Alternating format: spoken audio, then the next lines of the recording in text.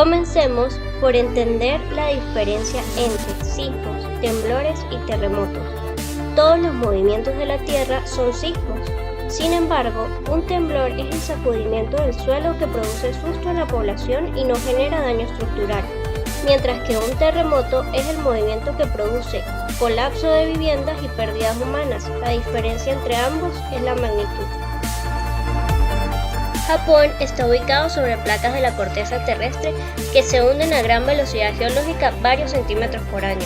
Las más de 3.000 islas de Japón se ubican en una de las zonas geológicas más inestables y complejas del planeta.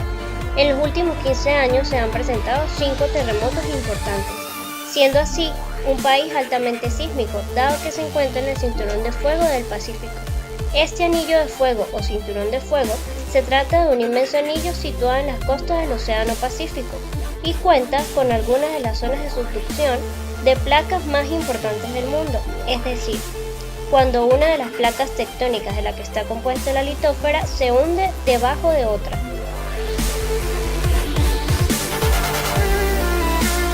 Debido a sus condiciones sismológicas, el que Japón sea uno de los lugares en donde más volcanes hay no es casualidad, pues su franja de ubicación es de 3.700 kilómetros sobre el cinturón de fuego, produciendo más de 5.000 movimientos sísmicos al año, aunque solo se perciban 1.000.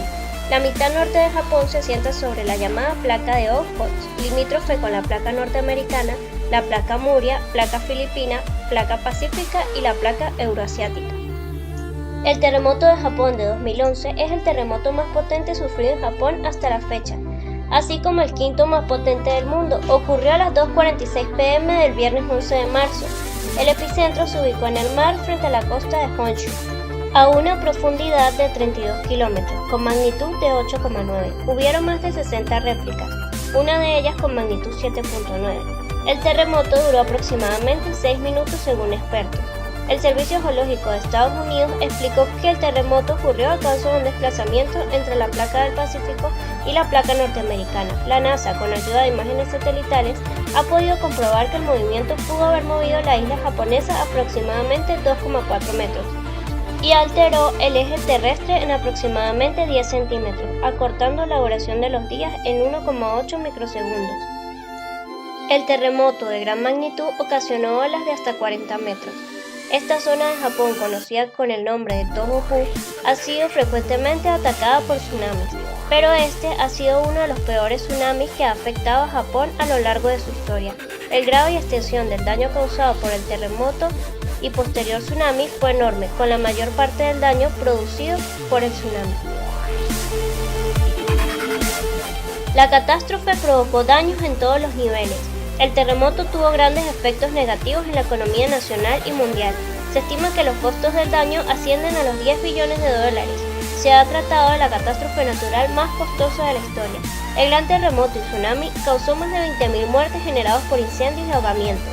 Hay 16.094 desaparecidos y un número de víctimas mortales de 9.523. Y debido al terremoto, más de 1,5 millones de hogares perdieron el suministro de agua potable. Las líneas telefónicas terrestres sufrieron interrupciones durante varias horas. Los precios del petróleo también se fueron abajo como consecuencia del terremoto japonés.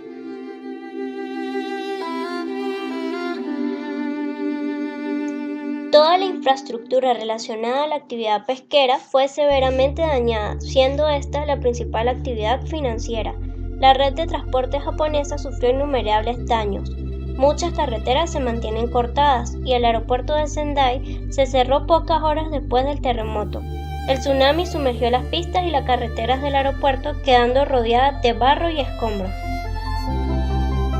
Se declaró un estado de emergencia en la central nuclear de Fukushima a causa de la falla de los sistemas de refrigeración de uno de los reactores. Esto provocó fugas radiactivas descontroladas. La ausencia de un muro de contención adecuado para los tsunamis facilitó que se produjese una cascada de fallos tecnológicos. Cuando el terremoto fue detectado, las unidades 1, 2 y 3 se apagaron automáticamente, deteniéndose la producción de electricidad, y la red fue dañada por el terremoto, culminando con la pérdida completa de la planta nuclear.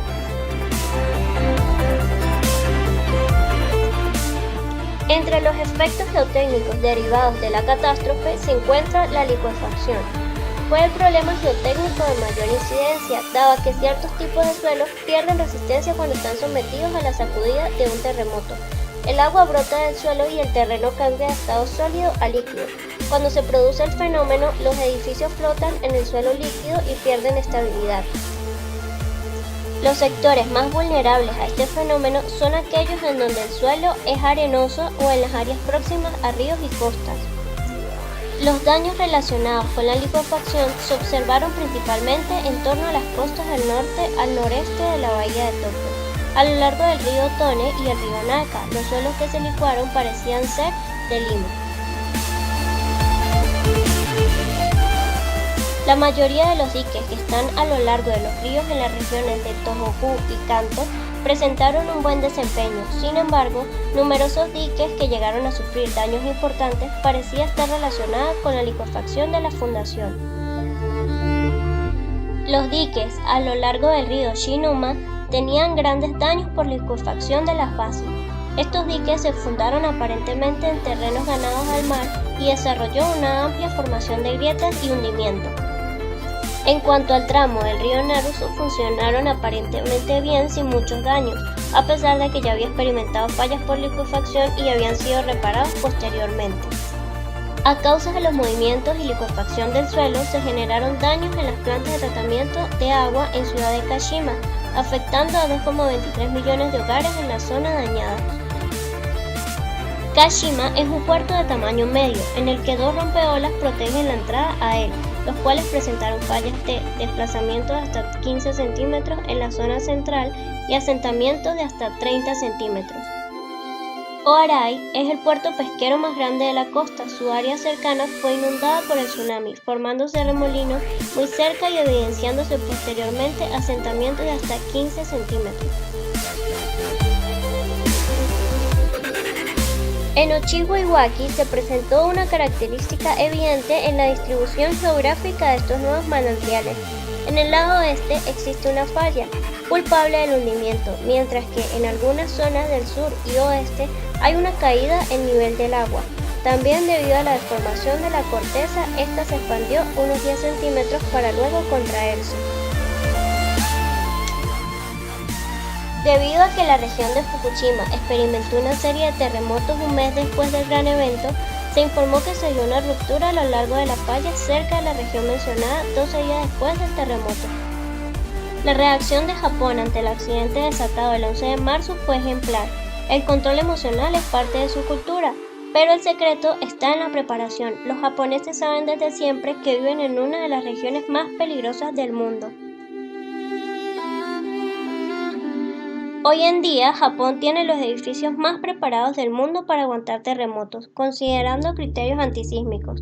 Dado que gran parte del suelo en Japón es blando, se ven obligados a elegir entre 2 opciones: mejorar el suelo de forma artificial compactándolo o bien implementar una técnica conocida como aislamiento de base.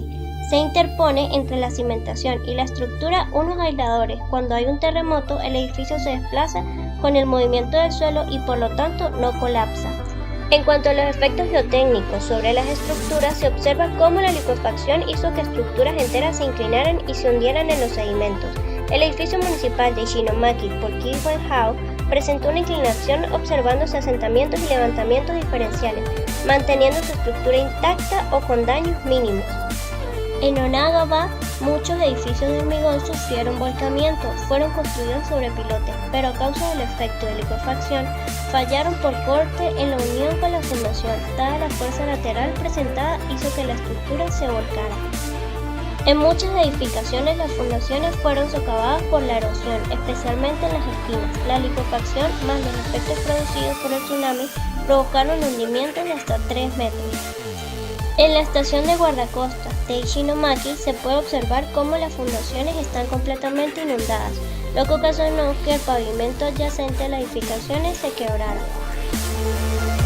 Se puede observar cómo en algunas edificaciones las columnas tienen fallas de compresión y ocurre cuando son sometidas a una carga en su eje longitudinal. Por lo tanto, el concreto y el acero de refuerzo experimentan tensión, lo que ocasiona que la columna se triture. En las uniones de viga-columna se presentaron fallas por flexión. Debido a las grandes tensiones en la parte superior de la columna, se produjo una rotura en el concreto. Fueron numerosos y críticos los daños ocasionados a carreteras, puentes y ferrocarriles, entre estos el caso del elevado ferroviario en Otoshik, donde hubo falla en cada uno de los tramos, dado que las vigas no lograron resistir el levantamiento de la losa.